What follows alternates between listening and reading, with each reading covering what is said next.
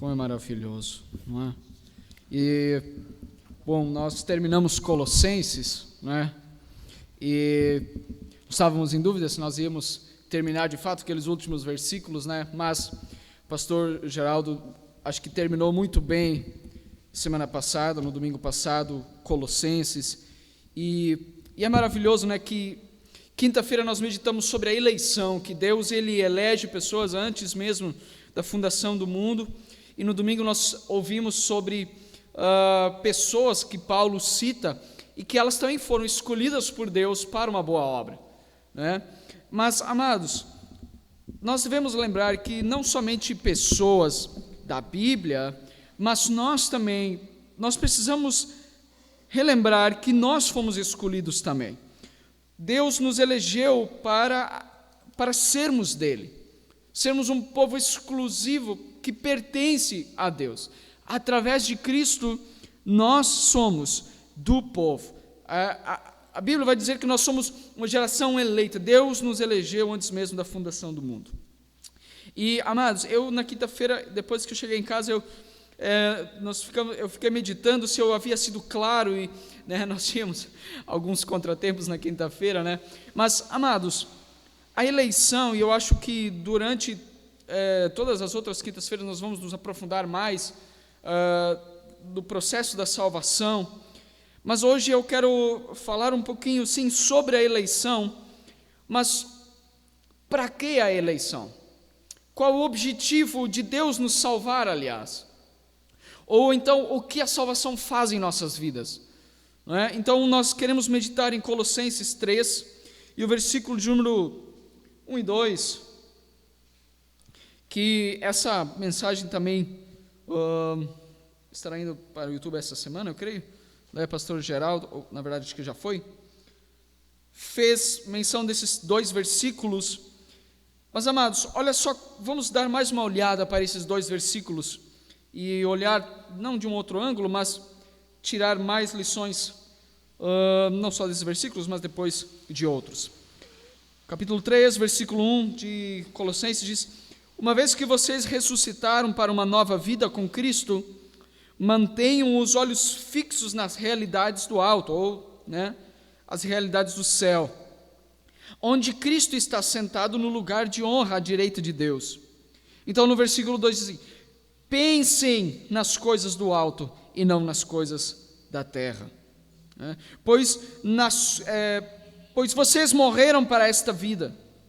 Vocês morreram para esta vida, diz a palavra, e agora sua verdadeira vida está escondida com Cristo em Deus. E quando Cristo, que é a sua vida, for revelado ao mundo inteiro, vocês participarão de sua glória. Amados, como nós lidamos com o pecado? Qual é a maneira de nós vencermos o pecado? Nós sabemos que hoje nós somos rodeados de várias tentações. Nós estamos o tempo inteiro sendo, como a palavra diz, rodeados pelo inimigo. Nós somos rodeados pelas concupiscências da carne.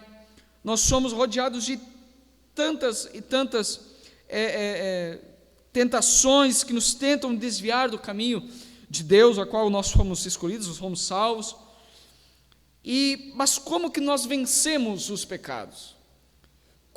Será que há uma receita? Será que há algo a ser feito?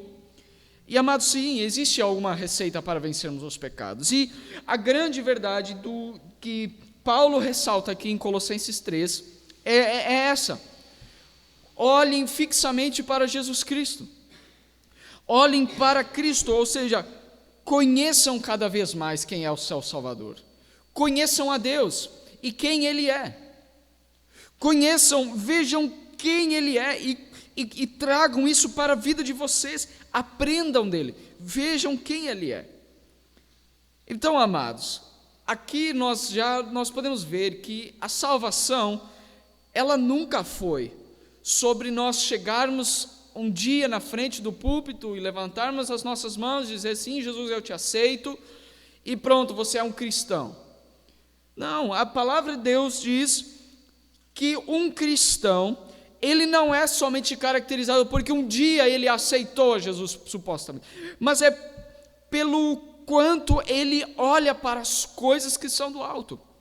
Um cristão, a identidade do cristão, ou seja, quem é o cristão? É aquela pessoa que está constantemente olhando para quem? Para Cristo. Né? Aqui então, como que nós vencemos os nossos pecados? Continuamente aprendendo sobre Cristo. Ele diz que Ele é o alfa, a Bíblia diz que Ele é o alfa, Ele é o ômega, Ele é o início, Ele é o começo, Ele é o final de todas as coisas. Nós podemos aprender cada dia sobre quem é Cristo. Isso quer dizer, por isso que Paulo diz, pensem nas coisas do alto e não nas coisas da terra. Então, a conversão, a eleição nossa, quando Deus nos elegeu antes mesmo da fundação do mundo, agora que nós meditamos sobre isso, agora que nós sabemos que Deus Ele nos escolheu antes mesmo da fundação do mundo, nós percebemos, então, ser cristão não é sobre um dia eu aceitei a Cristo, mas é sobre uma vida inteira, onde eu olho para Cristo. E agora as coisas do mundo, as coisas que antes me dominavam, agora elas não têm mais poder sobre nós. Então a conversão, a eleição é sobre um modo diferente de pensar, é sobre pensar diferente, é ter uma mente transformada. É o que diz também em Romanos 12, 2. É sobre pensar diferente, é sobre mudar tudo em nossa vida. Então é sobre isso que nós queremos falar, é sobre essa nova identidade que temos em Cristo. A eleição, quando nós meditamos sobre a eleição, apesar de ela ser muito não aceita muitas vezes por nós, mas, amados, a eleição em Jesus Cristo, a nossa salvação, ela nos lembra, Deus nos deu uma nova identidade. E é bem verdade, amados, que nós nascemos e todo ser humano ele está constantemente buscando ser algo. Não há um ser humano sequer que não esteja buscando nesse exato momento algo para ser ou então para pertencer. O ser humano ele já nasce, né, com essa ideia plantada, eu preciso ser algo, eu preciso ser alguém. Né? Então, desde sempre nós vamos buscar a nossa identidade, nós sempre vamos buscar a nossa identidade em algo, em alguma coisa, não é? As histórias, principalmente, por exemplo, nós vemos a história do menino Pinóquio, não é? Pinóquio, ele era um boneco de madeira, então de repente ele ganha vida e toda a história daquele boneco se baseia em ele se autodescobrir, né? Ele precisa descobrir quem ele é, então, não é? Ele precisa descobrir, já que ele ganhou vida, ele precisa descobrir quem ele é, o que ele faz na vida, qual é o propósito da vida dele. E não só a história de Pinóquio, né, mas é só apenas um exemplo do que nós somos na realidade. O ser humano ele sempre vai buscar a sua identidade em alguma coisa. Desde sempre, o ser humano ele quer buscar, ele quer uma identidade.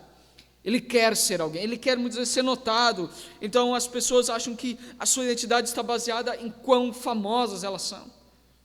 Ou então muitas pessoas acham que a sua identidade é ser bondosas. Não há nada contra a bondade. Só que muitas pessoas elas acham que no final da sua vida, ou seja, da sua vida inteira, eu sou uma pessoa bondosa. Então essa é a minha identidade. Eu faço coisas boas. Olha, você está buscando uma identidade? Se nós perguntarmos hoje, quem é você? Cada um de nós se perguntar, quem eu sou? Então muitos alguém vai dizer, eu sou marceneiro, eu sou técnico nisso, eu sou isso, né? Nós sempre buscamos essa característica, eu sou o quê? Eu sou isso, eu sou aquilo. E amados, na fé cristã, o cristianismo, a Bíblia ela nos mostra que a nossa identidade, ela não está baseada em nada do que nós podemos encontrar aqui nesse mundo. Ser alguém ou eu ser alguém não está baseado, segundo a Bíblia, não está baseado no que o mundo diz que eu sou, mas a fé cristã, o cristianismo é sobre encontrar a nossa identidade em quem? Em Cristo Jesus. Quando nós fomos eleitos, antes mesmo da fundação do mundo, a Bíblia diz, nós fomos eleitos para boas obras, para conhecer a Cristo Deus. A confissão de Westminster se os irmãos quiserem pesquisar depois, mas é uma confissão de fé, que foi redigida há muito tempo atrás, depois da reforma, enfim. E a primeira pergunta que muitos pastores, os puritanos, quando se juntaram, a primeira pergunta que eles fizeram foi: para que afinal o ser humano foi criado? Qual é o propósito, afinal, do ser humano nessa terra? A primeira pergunta, e amados, será que não é nisso que nós pensamos diariamente, muitas vezes? Para que eu fui criado? Por que eu existo? Qual é a minha função aqui nessa terra? Não é?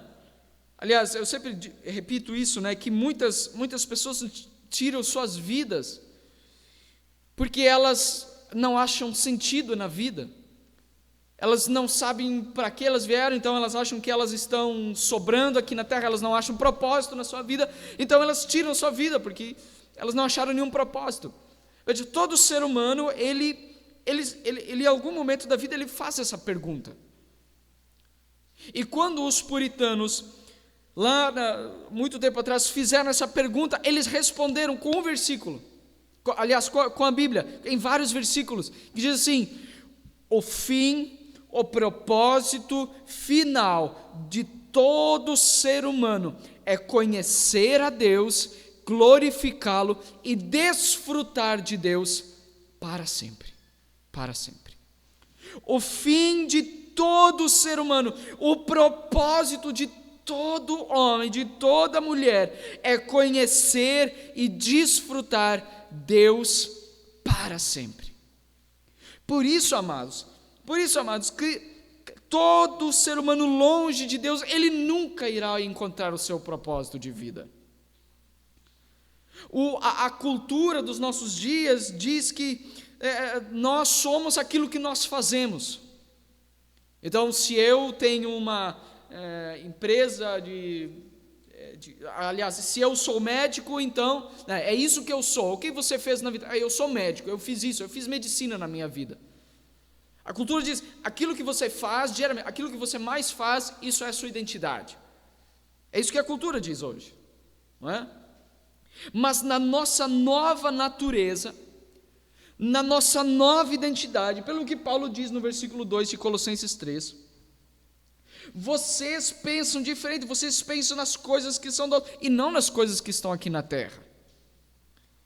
Então, por isso que Paulo diz assim, Cristo, pense nas coisas altas e não nas coisas, pois vocês morreram, no versículo 3, morreram para esta vida e agora sua verdadeira vida está escondida com Cristo em Deus. E quando Cristo, que é a sua vida, isso, amados, essa mensagem, esse é a sua vida, Paulo não tomou cuidado, de repente, para não colocar assim, Cristo faz parte da sua vida. Assim não está escrito. Cristo não é algo que faz parte de nós, mas Cristo é a nossa. Isso é diferente, amados. Cristo é a nossa vida. Por isso que quando os puritanos eles se perguntaram, quando nós nos perguntarmos qual é o meu propósito na vida, qual é a minha identidade, quem eu sou, para que eu sirvo, aqui está a resposta. Cristo é a minha vida. Cristo, conhecer a Deus. João 17,3 também diz, a vida eterna é esta, conhecer a Cristo, conhecer a Deus e conhecer a Cristo.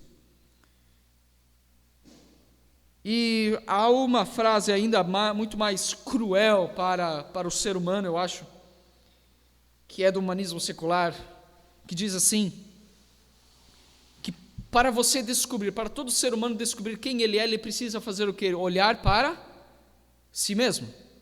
Não é assim? As pessoas dizem, Quem eu sou? Eu preciso olhar para mim mesmo, lógico, eu preciso olhar para o que eu faço, eu preciso olhar para como eu ando, o que eu faço, onde eu vou, onde eu participo, quais grupos eu participo. Então eu preciso ver o que eu faço para saber quem eu sou. Olhe para si mesmo, né? Olhe para dentro de si. Mas a Bíblia, amados, nos convida a não olhar para nós mesmos. A Bíblia diz: olhem para onde? Para fora de vocês. Não olhem para dentro para vocês descobrirem qual é o propósito da vida de vocês. Olhem para fora de vocês. Olhem para onde? Olhem para Cristo. O mundo, as pessoas lá do mundo, ao você dizer isso, a minha identidade não está naquilo que eu faço, mas a minha identidade é aquilo que a Bíblia diz sobre mim. É o que a Bíblia, é como a Bíblia me define, é como Cristo me define. As pessoas do mundo vão olhar para nós e vão dizer o quê? Isso parece desistir da vida, não é? Isso parece que é desistir dos meus próprios interesses. Poxa, se eu não devo olhar para mim mesmo, para descobrir minha identidade, quem eu sou, eu vou deixar de buscar as coisas que eu quero, eu preciso desistir correr atrás dos meus sonhos, né, para alcançar a minha identidade. Então as pessoas lá fora, elas nunca vão entender essa parte de que eu preciso olhar para Cristo para ver quem eu sou. Elas vão olhar para quem? Eles vão olhar para si mesmos. Eles vão olhar para quem elas são e o que elas fazem, sempre visando a si mesmos. Esse é o perigo. É isso que o pecado fez em nós. Olhar sempre para nós mesmos. Então, amados, fuja dessa conversa. Fuja dessa ideia. Muitos pregadores, coaches, hoje se levantaram, ficaram famosos justamente por essa ideia. A Bíblia, ela manda olhar, veja quem você é aqui dentro. Não, a Bíblia nunca pregou isso. Nunca olhe para si mesmo, olhe para quem é Cristo. E você descobrirá então qual é o seu propósito de vida. Quem eu sou? Olhe para Cristo. Então muitos cristãos, eles não têm essa visão. Muitos não querem essa nova mentalidade, esse novo jeito de pensar. Então, se nós queremos ter essa nova mentalidade, se nós queremos ter essa nova visão, essa nova identidade, o que nós devemos fazer? Nós vamos olhar, amados, que quando nós tentamos descobrir quem nós somos, longe de Deus, se nós formos olhar o mundo hoje, todos nós temos amigos que não são cristãos, e veja só, essas pessoas, elas buscam as suas identidades. Então elas vão buscar os seus sonhos, elas vão, enfim, muitas vezes trapacear o governo, ou então elas vão pisar em cima de pessoas para conseguir atingir seus sonhos. Mas, amados, veja que isso tudo nunca vai satisfazer ninguém. Por exemplo, hoje, trabalhando aqui, né, dentro da cidade, a gente leva muitos jovens, né? Jovens, e há muita questão das drogas e a questão das festas, enfim. Por que nós amamos tanto o final de semana? Porque nós porque nós amamos o culto, enfim.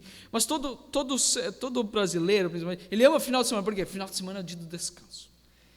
Ou então muitos, final de semana é o dia da festa.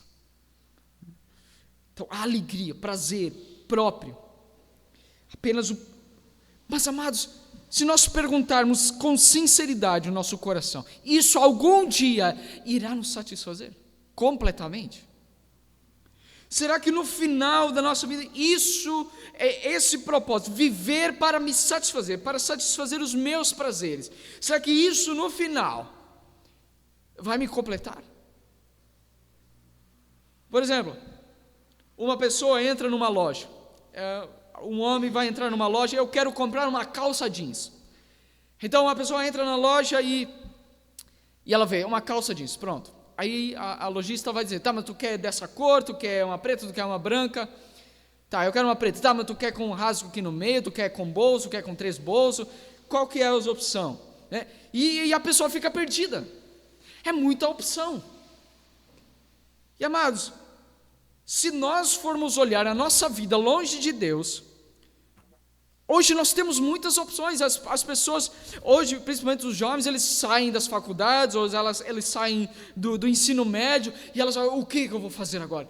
Eu preciso escolher uma faculdade, aí eu preciso, ou eu vou para a faculdade, ou eu vou fazer um curso técnico, ou eu vou ir ser empregado de alguém, né? Há muitas opções, e as pessoas muitas vezes se perdem em tantas opções que têm. Elas nunca acham a sua identidade. Elas nunca sabem, aí então vem o quê? Ansiedade, depressão. Por quê? Porque as pessoas, elas se perderam, elas não conseguem achar algo que satisfaça elas por completo. Elas nunca vão achar. E isso nos mostra, amados, nós que estamos escutando domingo após domingo as mensagens, nós que escutamos que somente Deus pode preencher, somente Deus pode satisfazer. Será que isso não nos mostra que de fato nós nunca vamos ser preenchidos com as coisas deste mundo?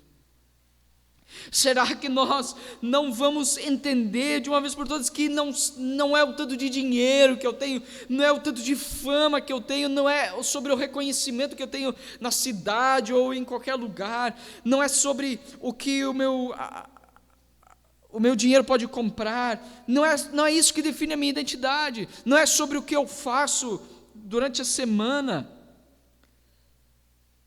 As pessoas que buscam a sua identidade nas coisas do mundo, nas coisas aqui da terra, como Paulo aqui diz, não busquem as coisas da terra, elas sofrem de prisão, elas são aprisionadas, as nossas mentes são aprisionadas. E aí as pessoas, elas não conseguem escolher o que ela vai ser, o que eu sou, elas não conseguem escolher. Há tantas opções, não é? E aí muitos cristãos vivem assim também, infelizmente. Por Deus ser apenas alguém, ou faz parte apenas, então, elas vivem a sua vida, elas vivem baseadas somente nas coisas deste mundo, e Deus é quem na vida delas? Deus é uma programação no final de semana. Deus seria então um coadjuvante, ou alguém que está ajudando, né, na minha vida. A maioria das pessoas que nós conversamos hoje em dia, que vão na igreja, que são ativas na igreja, elas acham que Deus vai me ajudar. E Deus é só isso para elas. Elas continuam buscando as coisas durante a semana, e no final de semana, agora vamos dar uma pausa, agora eu vou me dirigir a Deus, vou no culto, né? Amados, Paulo diz, não, a vida de vocês é baseada. Pensem, quanto tempo? O tempo inteiro. Pense nas coisas do alto e não nas coisas que são da terra. Nós não devemos tratar Deus como um ajudador da nossa história. Deus é tudo para nós. Esses dias colocamos um devocional lá no Instagram que dizia assim: Cristo não é importante. E é verdade, se Cristo for importante nas nossas vidas, uma coisa ou outra vai competir com Cristo, né? Algo a mais ou a menos vai ser também importante para nós. Não, Cristo não é importante. Cristo, Ele é tudo. Depois nós temos as nossas prioridades, sim, como nós já ouvimos os dias atrás. Então, Deus, Ele não é um ajudador, Ele é o ator principal da nossa vida. Deus, Ele nos escolheu para isso. Então, como é a nossa nova identidade? Como é estar unido em Cristo Jesus? O que é ter a minha identidade em Cristo?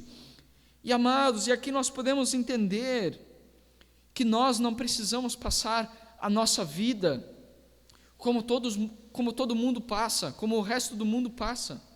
Nós não precisamos passar por essa vida como todas as outras pessoas, perdidas em ansiedades e medos, porque elas não acharam quem eu sou na vida. Eu vou morrer e não vou ter feito nada neste mundo, né? Eu não sou tem muitas pessoas que vivem, amados, para serem um exemplo algum dia, né? Por incrível que pareça. Mas, amados, algumas gerações depois, todo mundo vai ter esquecido de nós. Se a nossa identidade está sobre sermos bondosos, sermos alguém para um dia a sociedade, nós vamos ser esquecidos. Quem eu sou então? Quem eu sou? Então, em primeiro lugar, quando nós descansamos a nossa identidade, quando nós olhamos fixamente para Jesus Cristo, quando nós olhamos plenamente para Deus, nós podemos descansar, nós não ficamos paralisados pelo medo, nós não ficamos paralisados pelo medo de nunca ter sido alguém na vida, de nunca ter tido uma bela profissão nessa vida e ter passado na vida sem ter deixado a minha marca, não é? Eu preciso deixar a minha marca. Não. Quando nós pensarmos nisso, nós vamos ficar paralisados, mas quando nós olhamos para Deus, nós não vamos nos preocupar com isso. Por quê? Porque a minha salvação é o dom que nós recebemos de Deus, a nossa salvação, nós fomos eleitos, nós relembramos isso na quinta, nós fomos eleitos antes da fundação do mundo, para sermos um povo santo de Deus, fomos relembrados hoje no começo do culto, fomos eleitos para sermos de Deus. Nós não fomos eleitos para deixarmos uma marca aqui no mundo. Esse não é o objetivo. Nós descansamos no fato de que Deus está no controle da nossa vida. Nós descansamos no fato de que Deus nos controla.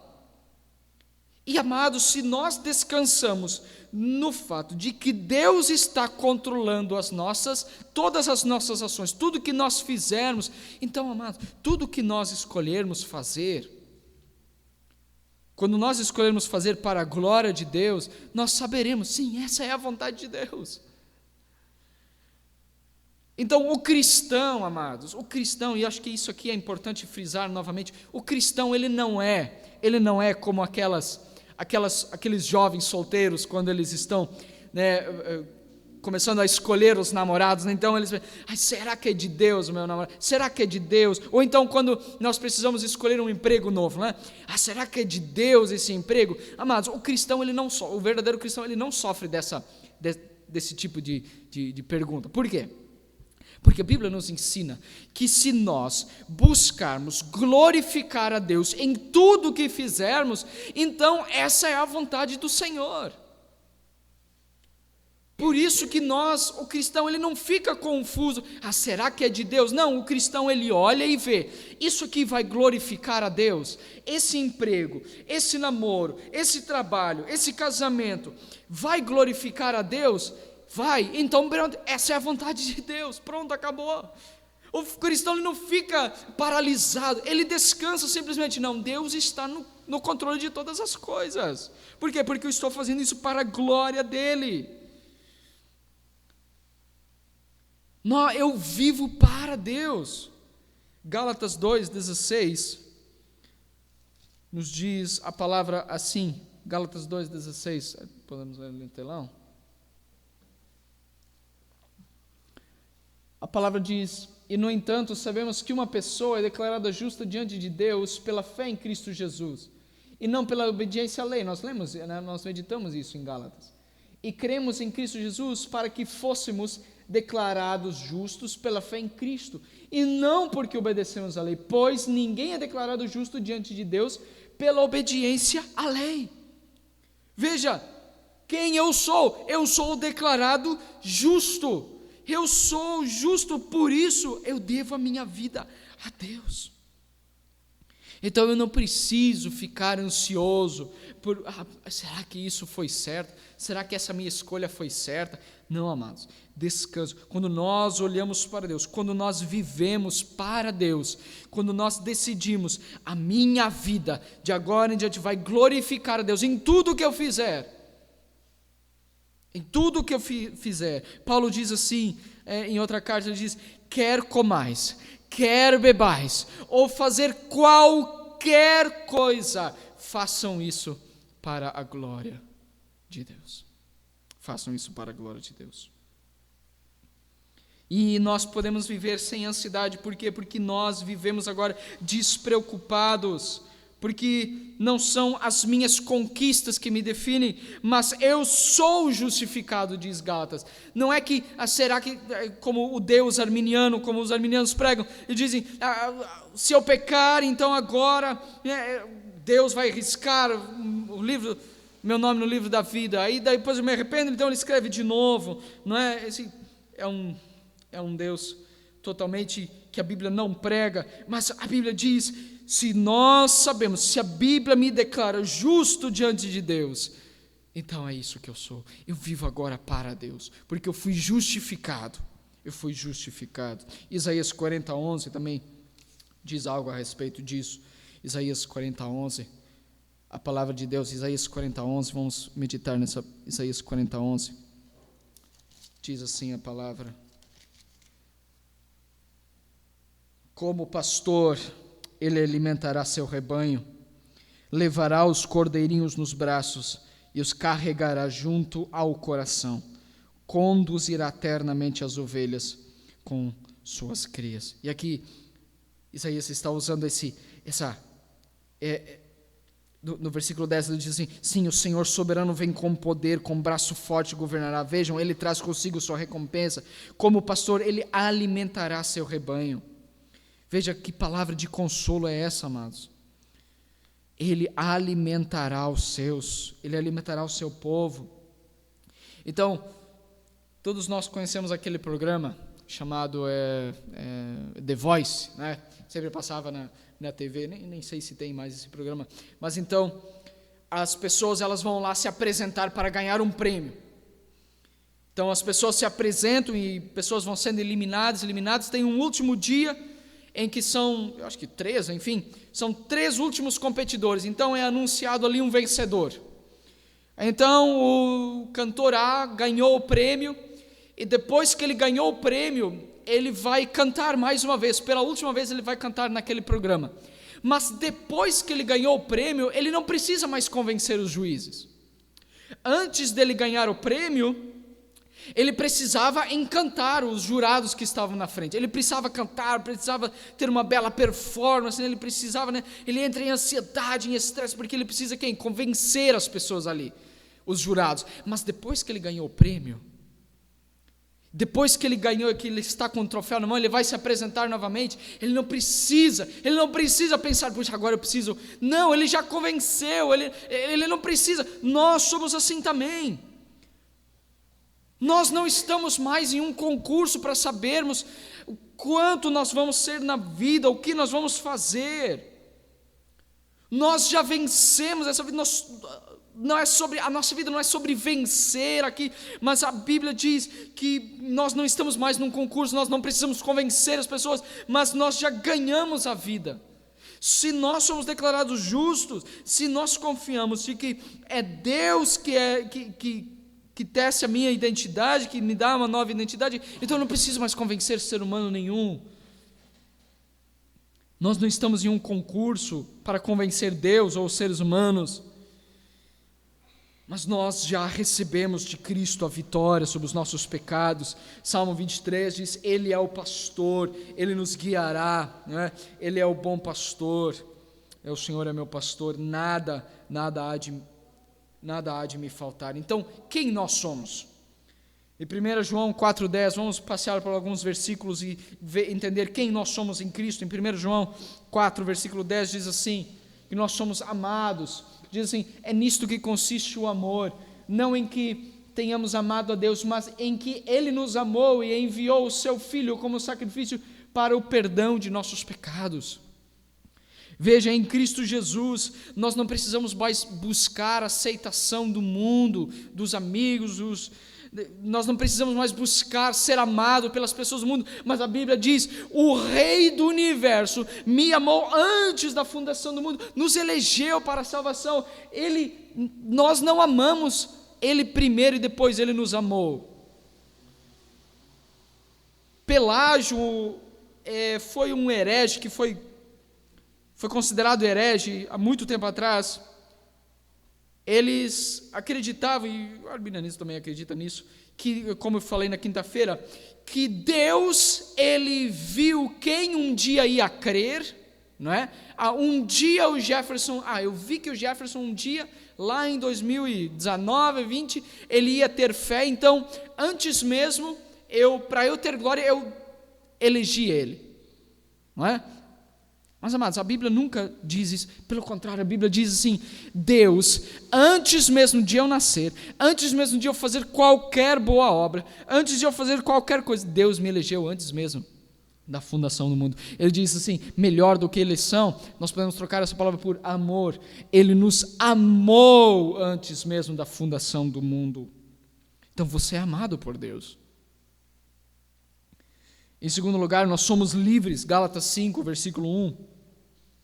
Nós somos livres em Cristo, livres do pecado.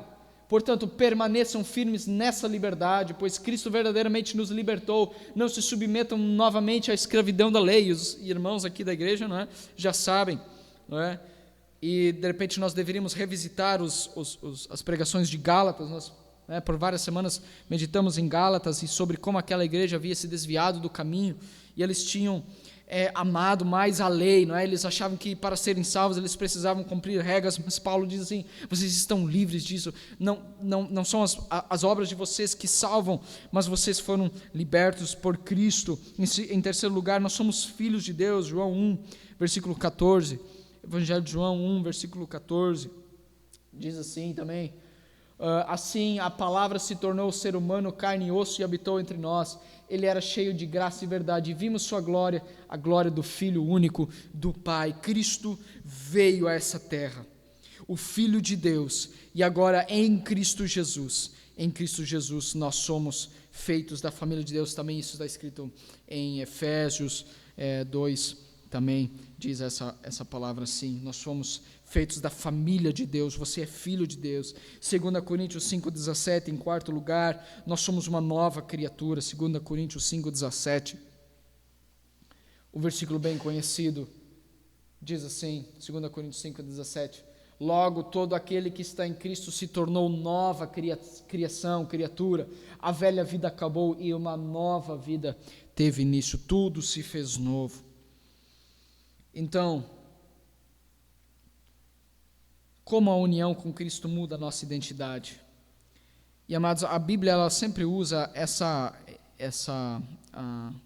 ela sempre compara a nossa união com Cristo como um casamento também. Assim como mulher e homem são casados, homem e mulher são casados, assim a palavra de Deus diz que nós também estamos em Cristo Jesus.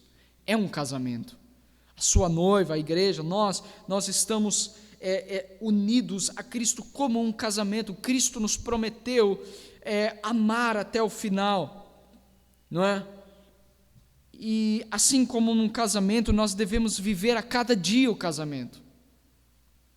Nós não casamos um dia e depois cada um vive a sua vida separado, não. Depois do casamento, homem e mulher, eles estão juntos, eles estão cada dia juntos.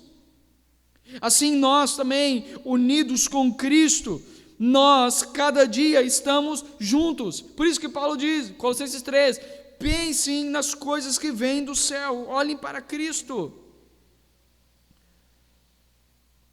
Tudo que antes estava no centro, se antes longe de Cristo eu apenas olhava para mim mesmo, para os meus próprios interesses, agora eu saio do centro da minha vida e quem assume agora a centralidade da minha vida é Cristo.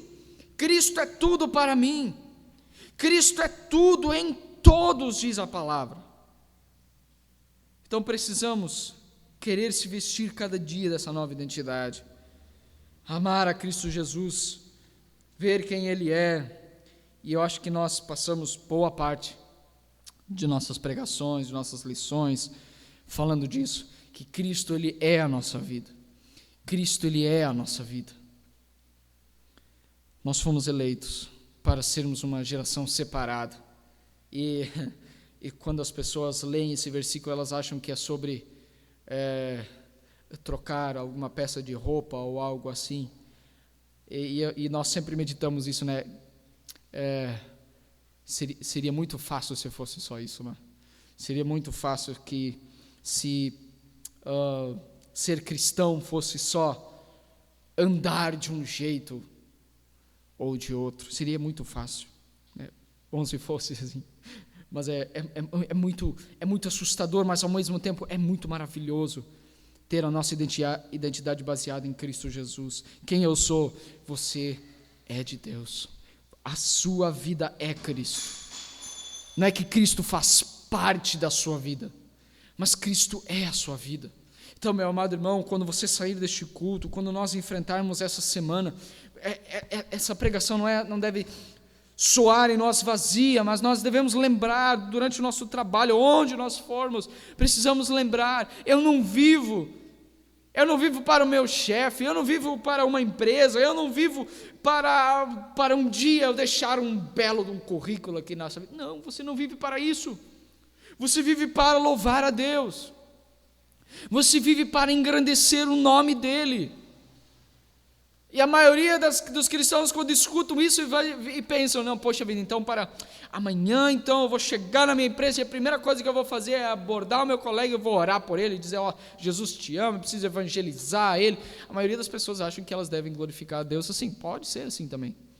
Mas quantas vezes Deus exige de nós apenas um exemplo de pessoas que, apesar do que acontece nessa vida, elas estão fixamente olhando para Cristo. Muitas pessoas, elas olham para os nossos problemas e veem como que essa pessoa vai passar por essas dificuldades. O verdadeiro cristão, ele dá o exemplo e diz, eu estou com os meus olhares fixos em Jesus Cristo. Não importa se 10.000 caírem à minha direita, outros 300 caírem à minha esquerda, tu não serás atingido, diz a palavra. Porque os nossos olhos estão fixos em Deus. O Salmo 23, eu encerro aqui então. O Salmo 23, ele tem vários cenários, não é? O Salmo 23, ele tem um cenário que o salmista ele diz assim, ele me faz repousar em pastos verdejantes, e no próximo versículo ele diz assim, ainda que eu ande pelo vale da sombra da morte. Ou seja, uma hora o salmista está em um lugar tranquilo, em outra hora ele está num lugar tenebroso, de morte. Por que o salmista está tranquilo nos dois? Porque nos dois cenários, Deus estava com ele. O Senhor é meu pastor e nada me faltará. Vamos orar? Vamos nos pôr de pé.